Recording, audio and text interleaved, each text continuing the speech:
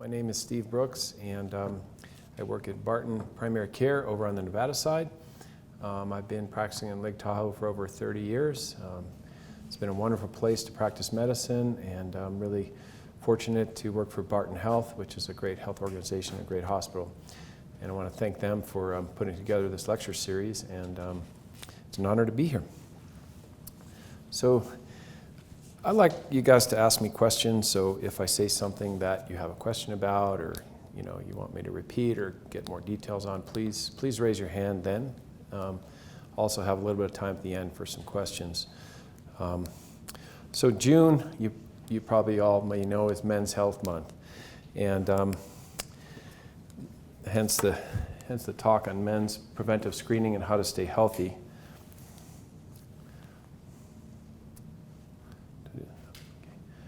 Okay, why is men's health important? You can look at the slides, but men are more likely to be unhealthy compared to women. Men drink more alcohol, are more likely to smoke, more likely to have a poor diet. Men are more likely to put off routine checkups. We have that tough image we got to uphold. I'm okay, there's nothing wrong, I don't need to go to a doctor, on and on it goes. Another important factor is men, for some reason, are less likely to have health insurance or a regular health care provider than women. So all these things kind of add up to make, that's why I'm here tonight, to bring an awareness to men's health. So we're going to go through some health screening tests that are recommended throughout the ages. And okay, so we'll start with men between 18 and 39. Most men this age should at least know what their blood pressure is, what their body mass index is, which is very important. Do you guys know what body mass index is? So body mass index is a ratio of your height and weight, and it gives you this BMI number. Normal BMI is between 20 and 25. Most Americans are above 25, some way above 25, but that is a number that we shoot for in BMI measurement. Testicular cancer screening is important in men this age, and we oftentimes recommend men this age to do a self-testicular exam periodically. I just recently read a review that suggested that self-testicular examination doesn't really help, but it's something that you can do at home. You don't need to go to a doctor, and of course it's free. So I still think that men in this age group should check for testicular cancer. It's also being recommended now that men in this age category know what their cholesterol is, know what their blood sugar is, and that's where the points about cholesterol testing and diabetes screening come in, and you can get that done in a routine blood panel.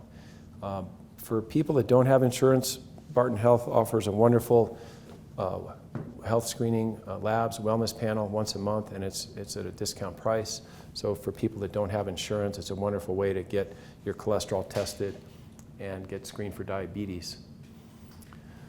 Dental examinations are something that we talk about. Make sure that people are getting periodic dental exams at this age, and it's a good idea to get in the habit of that.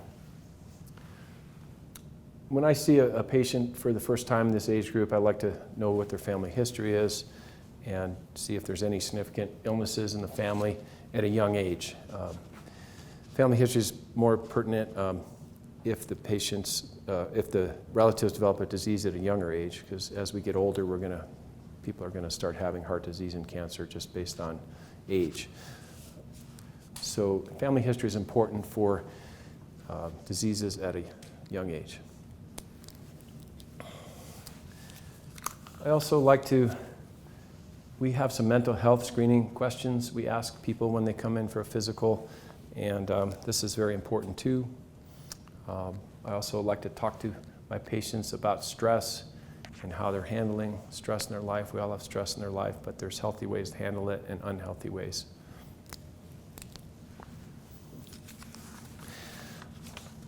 I also talk to my patients about a healthy lifestyle, healthy eating habits, avoiding excess alcohol, smoking, and trying to get exercise.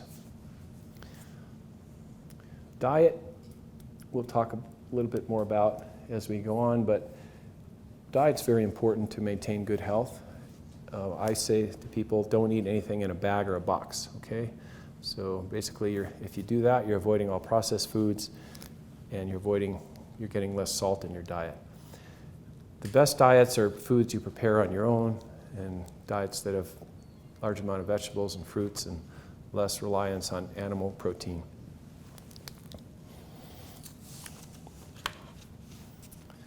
And lastly, it's good to get a routine checkup, because it's nice to have a provider, a healthcare provider, in case you do get sick, and then you have somebody that knows you and you can go to and talk to them about it, and have whatever testing and referrals you need done. So I encourage all young men to have a healthcare provider. Okay, so I threw in some slides to keep you guys interested and you don't fall asleep. So this is kind of a pop quiz. Does anybody know where this lake is? Yes, thank you. So, Red Lake. Yep, Red Lake. Just at the bottom of Carson Pass. And when we have a winter that doesn't snow late, there's nice ice, and you'll see a lot of people skating out there. And it's a beautiful spot. It makes a lot of noise, though, when you're out. I don't know if anybody's ever skated on that lake, but it makes a lot of noise, and it sounds kind of scary, but okay. All right. Now we'll move on to men between ages 40 and 65 or 64. We recommend generally the same screening as younger men, but as you get older, certain things become more important. Blood pressure is very important as you get older. High blood pressure is now defined at anything above 130/80. That number has changed over the years, but 130/80 seems to be what most experts agree on now. So you want your blood pressure below both of those numbers on a regular basis. Diabetes screening, we often do a glucose level, which is a simple test you get in a wellness panel. If you have high glucose, then we usually recommend you get what's called a hemoglobin A1C test. Hemoglobin A1C, it will average your blood sugar for the 3 months prior to the test. So it's a good indicator if you have diabetes or not. That with a glucose test. As far as diabetes go, also we assess the body mass index we talked about. And as far as diabetes, the less you weigh, the less likely you are to have diabetes. I tell my patients with diabetes, the less you weigh, the less pills you take. It's pretty easy. So BMI is important. And also, discussing family history of diabetes. If there's diabetics in your family, I have some very healthy older men that have diabetes, and they eat right, they exercise, they're thin, but it's just bad genetics. So family history is a factor here. Cholesterol testing, I kind of skipped over that, but again, that's something you can do in a routine wellness panel. And if you have high cholesterol, we try to modify your diet. If you have a history of heart disease, or you smoke, or you're diabetic, then cholesterol is a very important risk factor for preventing heart disease. So that's very important to know what your cholesterol is. Colon cancer screening. So we usually recommend colon cancer screening at age 50, unless you've had a family member that's had colon cancer. And what I mean by family member, if your parent or your sibling has had colon cancer, that's very significant. Colon polyps are also very significant. So if you have any family members with that, that's good information for you, and you need to be checked for colon cancer. The American Cancer Society has recently recommended colon cancer screening at age 45. And the reason is we're seeing colon cancer in younger people, men and women, and we're seeing the cancer further up the colon. So your colon is the end of your intestinal tract. The small intestine connects to the large intestine. So what we're seeing is the tumors are appearing closer to the small intestine, which is a change. Experts don't know why. But when I was in medical school, it was like everybody usually had the cancer in the end of the colon, more towards the rectum. But now we're seeing the cancers occurring further up the colon and at a younger age. So this is kind of worrisome. The American Cancer Society does recommend screening at 45. Unfortunately, the insurance companies have not grasped hold of that yet. So hopefully that'll be something that will be starting soon. Another important thing about colon cancer, I mentioned family history. So usually we recommend that you get screened 10 years or 10 years earlier than the date of diagnosis of your family member. So let's say your father had colon cancer at 54, then you should get screening at 45. Okay. Any questions about? Yes, sir. Well, just regarding the screening, they come out with the Cologuard screening. Yes, The genetic test. Do you have right. an opinion about that compared to colonoscopy? Yes. I am kind of old school. I do try to modernize myself through my practice over the years. I still like colonoscopy better because you get more information. They see the lining of your colon, the health of your colon. If you have diverticular disease, they can also determine if you have hemorrhoids. My last colonoscopy, I had a very small polyp, 2 millimeters, and I don't know if that would have been detected by a DNA test because it was so small, but they removed the polyp at the time, and I have to go back in 5 years, but I know that polyp was removed, and the polyps are the things that develop into cancer. So in the Cologuard people that they design the test, it should be tested every year, and the problem is the insurance companies won't pay for it every year. They'll pay for it every 3 years.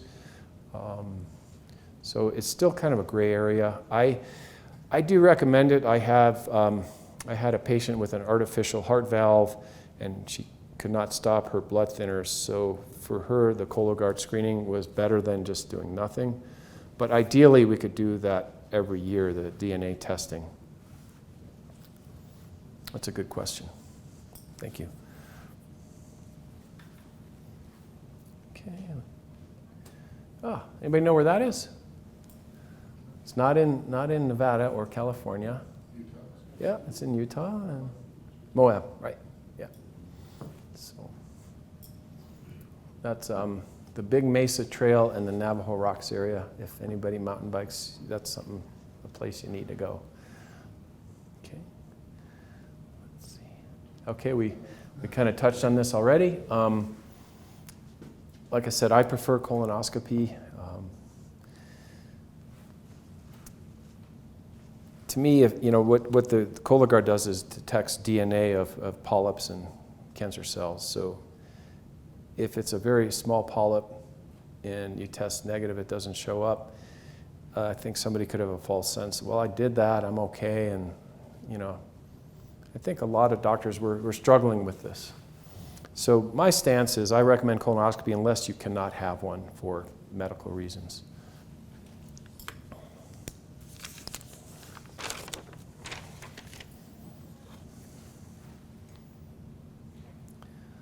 Okay, this is, anybody want to take a stab at it? It's kind of near Heavenly. This is the backside of Heavenly going down to Carson Valley. This was a couple years ago when we had another big snow year. I was a little frightened because there had been a lot of snow sloughing. You can see this loose snow. This is all sloughing from avalanches, but we were very safe, but nonetheless, a little scary. Okay, prostate cancer screening. This has become a source of confusion in probably the last 7 or 8 years due to a statement made by the U.S. Public Health Task Force, or U.S. Public Health Preventative Task Force. And there was a study done showing that testing PSA does not save lives. The problem with that study was it wasn't a population of typical Americans. It had a lot of inner city black males in the study who don't have access to health care, and we know that if black men develop prostate cancer, it's a lot worse than non-black men. So this group met and said PSA screening doesn't save lives. The other problem was there was not a urologist on that committee, of that task force, and there was not an oncologist, but they did have a pediatrician. So I'm not sure how a pediatrician should be weighing in on that. So it got on the news, the national news, PSA testing is a waste of time. And I strongly disagree with that. I find a lot of prostate cancer every year. And the younger the man, the more important it is to find it, because if you let it go too long, it will kill you. And one of my other jobs is I work with the hospice team, and right now we have a 65-year-old man that's dying of prostate cancer on our hospice service, and it's something that if you are proactive and you get screened, you're not going to die from it. About 35,000 American men die of prostate cancer every year, which in our country is not a huge amount, but if you're one of those, that's not good. So I usually begin testing sometime in the 40s. I'd like to get a baseline. We usually don't see prostate cancer until men are into their 50s and 60s. I did have a man about 4 or 5 years ago. He came in for a routine physical, and his PSA was at 3.7, which is below the cutoff. The problem is he was only 47 years old, so sure enough, he had prostate cancer. He had his prostate removed, and he's doing fine.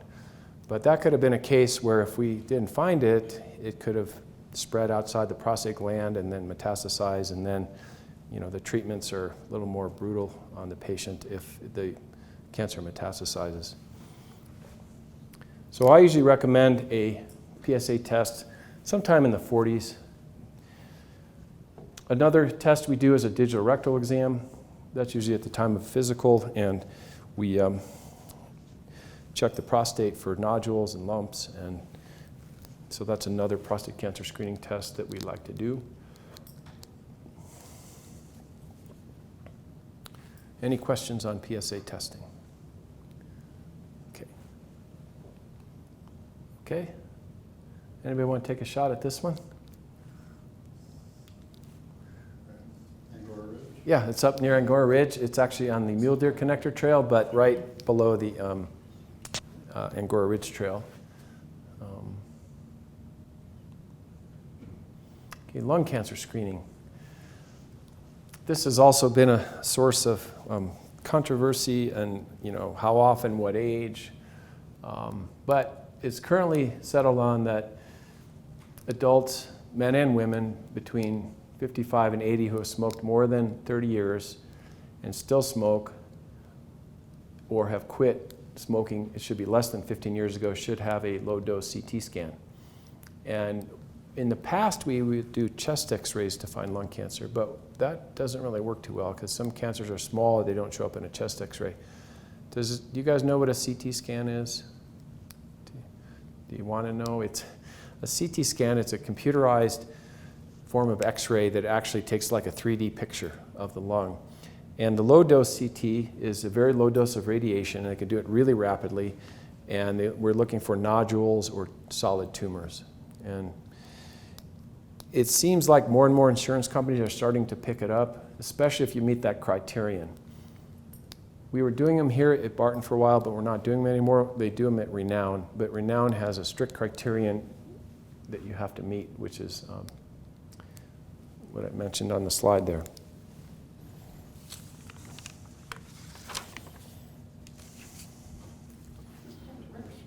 I know CTs can go pretty quick, but do they have you hold your breath during this? Yeah, but it's pretty quick and easy. They signal to you to hold your breath. So, and it's really not that hard to do. Yeah. So, yes. Why didn't you stop doing the cancer? I don't know a good answer.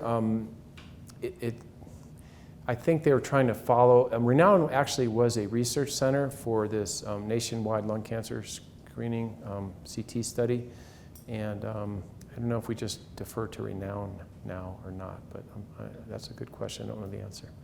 Yeah. And it's usually inexpensive. It's not as expensive as a regular CT scan, but really designed for people that have an extensive smoking history. Okay, this is another one of my pictures. This is, anybody want to guess? This is the fire break on Heavenly in the area of the gondola fire. And this was a couple years ago when we had that huge winter. I think that winter was bigger than the past one, winter of 17. And I always like that shot. Skin cancer screening. I think this is very important in our area. I grew up in the Midwest. The sun didn't shine that much. But I'm older, and when I was a child, we didn't know about sunscreen back then in the 1960s and 70s, and I remember getting sunburned a lot. People that grew up in California have a lot more risk of skin cancer due to the excessive sun exposure. So I usually do a skin screening exam on my patients. If I see signs of sun damage, I'll send them to a dermatologist, and it's one of those things that's not a bad idea to go every couple of years if you have a history of sun exposure. And it doesn't have to be that you went to the beach or you sunbathed. Just living here in Lake Tahoe, we get a lot of ultraviolet radiation.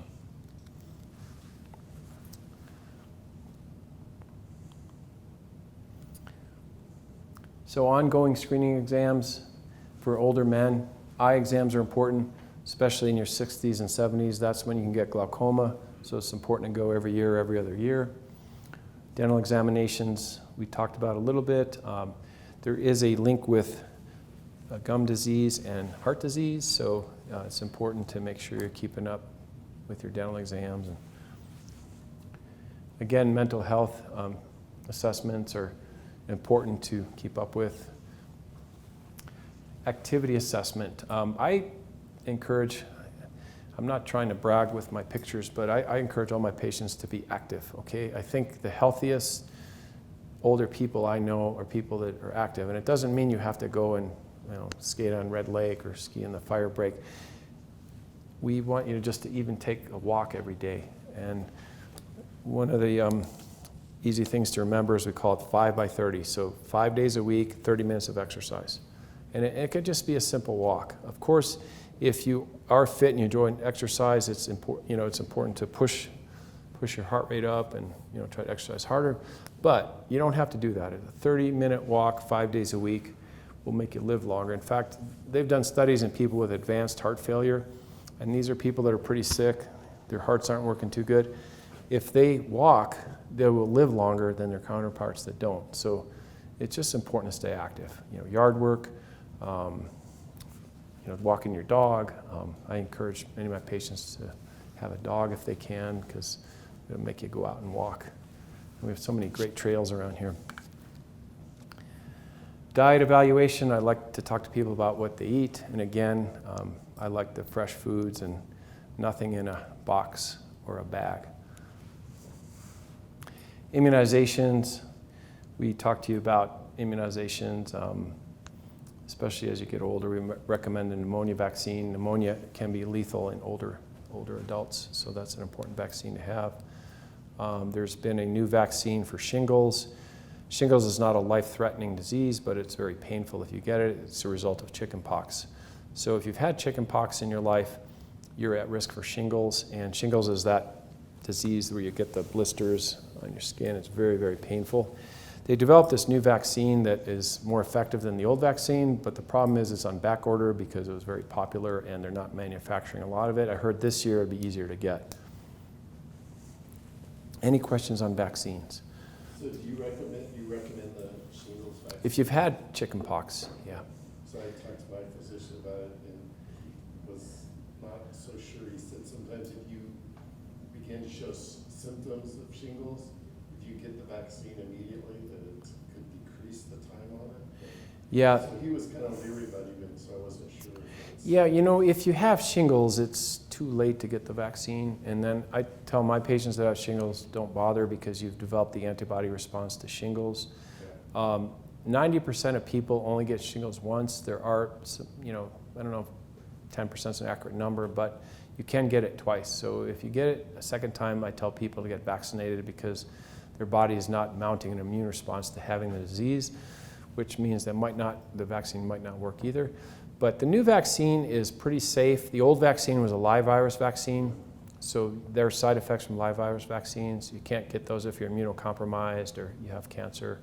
But the new vaccine, I think, is really good. It's a modern RNA recombinant vaccine, which is pretty safe, and you get a good immune response. And the new one is a series of 2, and you get one, and then the second one like 4 to 6 months after the first.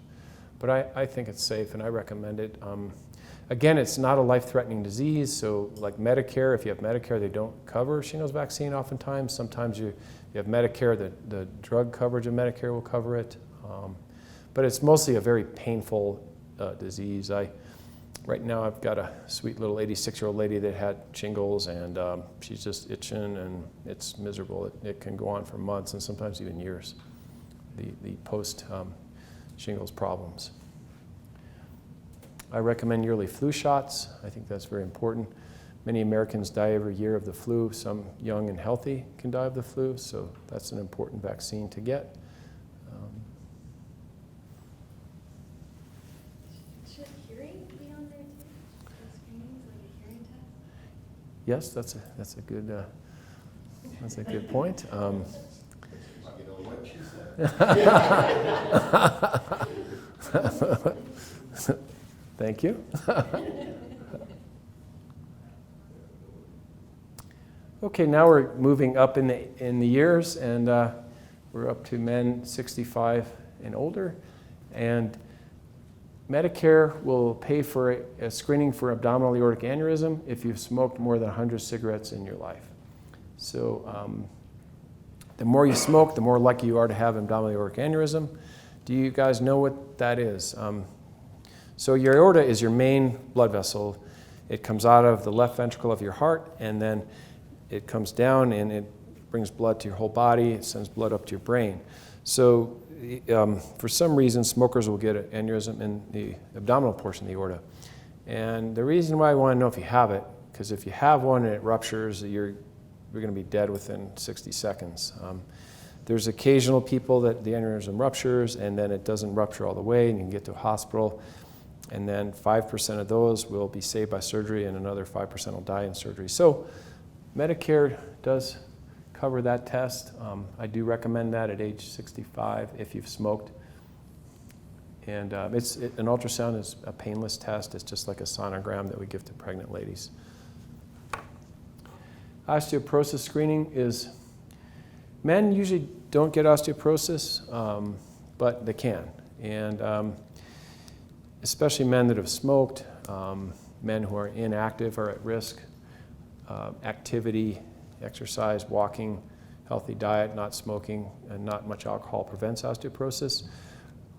It is recommended in older men to get screened. One of the problems that a lot of us primary care doctors like myself have is with Medicare, you have to be tricky in how you code it to get it approved. It's something we have to deal with, but if I feel a man has risk factors for osteoporosis, I encourage him to be screened for that. Women tend to have more high rates of osteoporosis because estrogen prevents osteoporosis, and after menopause, when women don't have estrogen, they're more likely to have osteoporosis. When to discontinue screenings? It's generally believed that you can discontinue screening for prostate cancer at age 75. I look at the overall health of the individual, and I have some 75-year-olds that are very healthy and very active, and I think it's a good idea to continue screening even into the 70s, and depending on the overall health of the patient, 80s maybe. The general rule is if the doctor believes the patient has more than 10 years to live, then we should screen you for prostate cancer. The problem is I can't always predict that. And I just look at the overall health, and I offer the test to men over 75 and say, do you want to be tested for this? And I kind of leave it up to them. Prostate cancer, it's not always really an aggressive cancer, so the treatments for older men can just be radiation treatments, which really aren't too bad. So if you have a young, older man, I think it's important to know if they have prostate cancer. Colon cancer, we tend to stop screening at age 80, and the reason for that is as people age, the colon is more thin and more likely to get punctured in a colonoscopy. So around 80, we don't recommend screening anymore.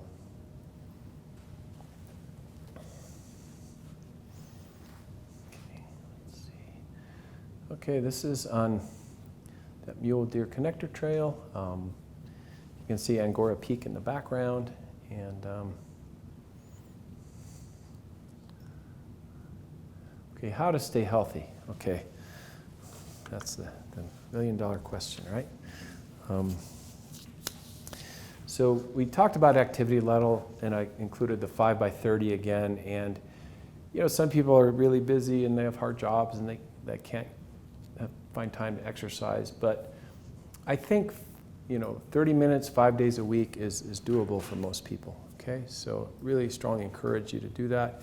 It's been shown to help your mental health. There's some evidence maybe it helps prevent Alzheimer's disease if you exercise a minimum of 30 minutes, 5 days a week. And that could, like I said, that could be a walk. You don't have to be running a marathon or riding your bike up Kingsbury Grade or something. And as far as exercising goes, I encourage my patients to find something that's fun and they enjoy. Because if you don't like it, you're not going to do it. And sometimes people like to have a friend to exercise with. That's great. If you like to go to a gym or go on a walk, some people have walking or hiking partners, and that encourages you to go more. If you do start an exercise program, it could take quite a while before you start to feel better. It can take sometimes up to 3 months. If you have started an exercise program, initially it can be painful, your muscles are sore, but hang in there and it does get better as you continue to exercise. Any questions on activity level? Okay, diet. Diet is very important. We talked about this a little bit. Some people say you are what you eat. So if you eat a lot of McDonald's, that's not going to be very good. There's a lot of people that are proposing more plant-based diets, and that's good in a number of ways. Plants are much better for our bodies. We digest plant-based foods more easily. You're getting your vitamins, you're getting antioxidants, and you're not getting things in meat that can cause cancer, like meat has been linked with colon cancer. So plant-based diets are getting more popular. I mentioned eat less fast food and less processed foods. We talked about that. That's one of my favorite sayings: avoid anything in a bag or a box. Read labels. Now everything's got a label on it. You want to try to avoid things that have a lot of sugar. And then people ask me about diets, and there's so many diets now. Somebody today asked me about the ketogenic diet, and I think that's okay. Some of these diets, if there was one that was perfect, everybody would be doing it. Some diets work for some people, and some don't work. There's the low carb diets I like. The problem with low carb diets is a lot of Americans think, oh, I'm going to cut out carbs, but I'm going to eat cheeseburgers. That's not good. But the simple diet I like, I call it the 3S diet, and it's simple in that it's no sweets, no snacks, and no seconds. So if you avoid sweets, you avoid snacking, and you don't have second helpings at the dinner table, you're going to lose weight, okay? So I think that's a really easy diet to follow. I can't claim credit for it. I used to work with an older cardiologist, and he passed that knowledge on to me. So I really like that one. Makes a lot of sense, right?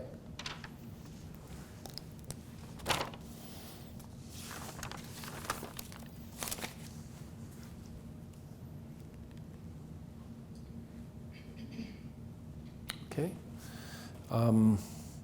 Before we leave, let me see if there's anything else I want to talk to you about diet. Okay, I mentioned preparing your own meals. That way you know what you're getting. Read the labels and avoid things with sugar. Avoid trans fats. And I think people should think about a diet plan, like what you like to eat, and try to plan your week out so you're not like, oh shoot, I don't have any food, I'm gonna go get fast food or something bad for you. So planning your weekly diet and your meal plans is very important. We also talked about fruits and vegetables. For fruits and vegetables have a lot of good nutritional chemicals in them that occur naturally.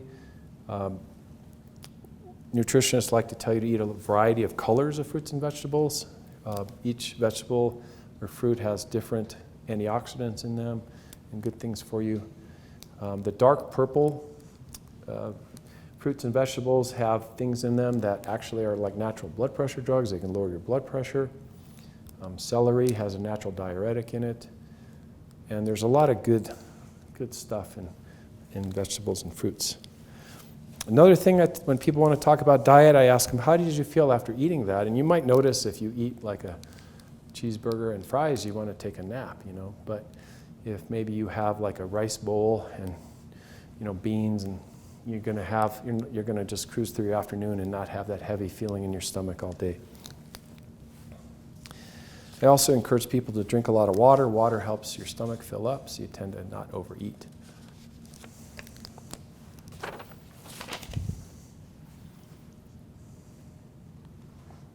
Stress management.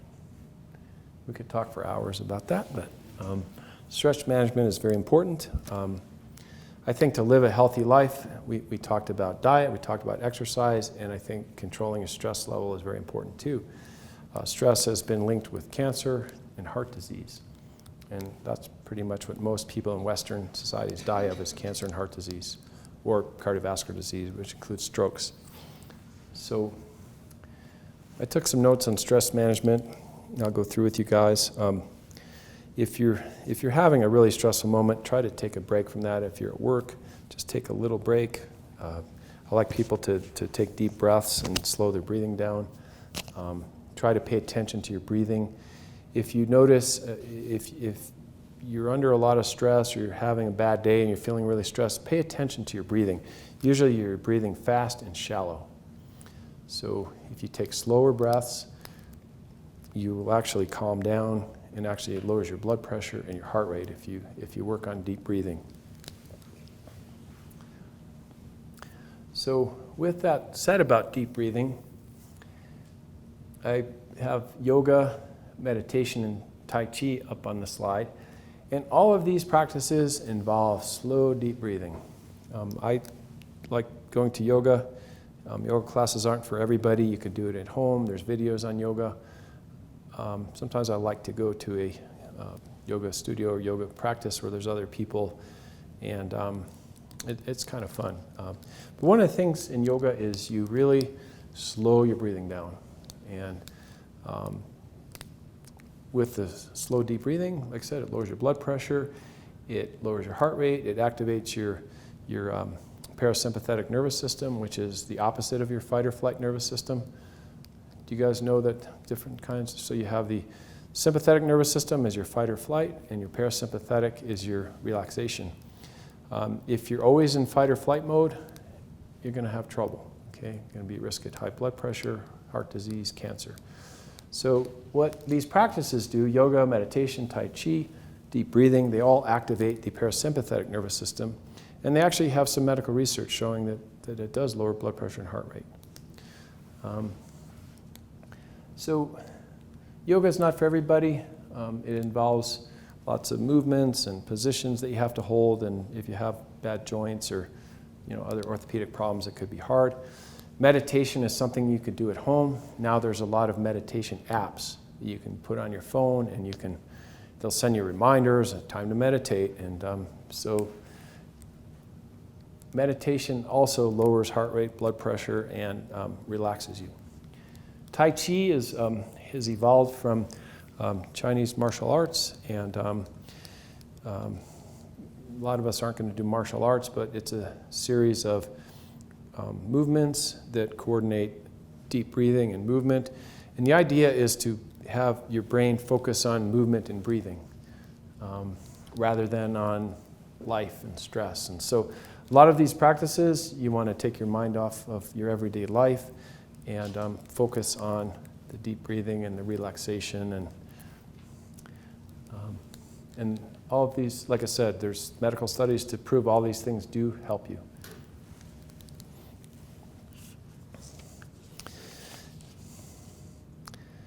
I also, for stress management, Exercise is important. We talked about healthy eating. Reduce your intake of alcohol and caffeine. If you do consume alcohol and caffeine, if you're under a lot of stress, it's important to reduce that. Most people do the opposite. They up their coffee intake in the day and their alcohol intake at night. That is going to make you a lot worse. Getting enough sleep is important to maintain good health and keeping your stress level down. And another thing I counsel my patients on that are going through hard times is just do your best. I mean, none of us is perfect, but if you feel like you're doing your best and maybe it's not good enough, for in your mind or somebody else's mind, but if you know you're putting out your best effort, that's going to reduce your stress level. So another important thing is to accept the things that you can't control and just, don't worry about it. People get caught up in worrying about so many different things. But if you can't control it, don't even think about it. I also encourage my patients to welcome humor in their life, try to laugh, try to find stuff that's funny and makes you happy and smile. Maintaining a positive attitude, that's elusive as well, but again, it ties in with the humor and the laughter, and that helps you be more positive. Maintaining healthy relationships is important. Everybody needs healthy relationships. If you have people in your life that maybe you have an unhealthy relationship with, you need to talk to them about it and possibly end that relationship. And I always counsel my patients learn about what triggers your stress. Maybe keep a diary, got to keep getting stressed out. And then, if you keep track of what's causing it, then maybe you'll get to the bottom of it and you can make some changes. I encourage people to talk to a psychologist if they need to help them get a handle on their stress. Sometimes if you talk to your friends and family, that is not as effective because your friends and family have an emotional involvement with you and you may not get a true neutral response from somebody who's close to you. Community involvement.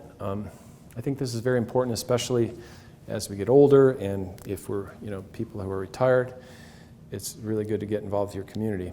People that are involved in their community live longer, they have lower rates of depression and lower rates of chronic diseases. So what I'm trying to encourage you guys to do is not have to come see me, okay? So.